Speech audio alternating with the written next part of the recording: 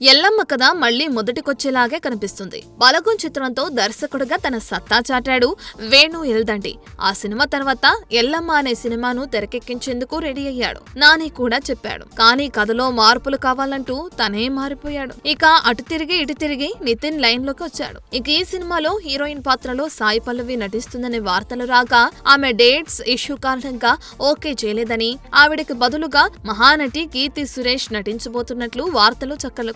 అయితే ఇప్పుడు ఆమె కూడా ఈ సినిమాకు నో చెప్పినట్లుగా సినీ సర్కిల్స్ లో టాక్ వినిపిస్తుంది. ఈ చిత్రం కోసం ఆమె కూడా డేట్స్ అడ్జస్ట్ చేయలేకపోతుందట. దీంతో ఆ సినిమాను ఆమె వదులుకుందనే వార్తలు వినిపిస్తున్నాయి. మరి నిజంగానే ఎల్లమ్మను కీర్తి పక్కన పెట్టిందా అనేది తెలియాల్సింది. చూడాలి మరి. దిల్ రాజు ప్రెస్టీజియస్ గా తీసుకున్న ఎల్లమ్మలో ఎవరు కథానాయికగా వచ్చి చేరుతారో.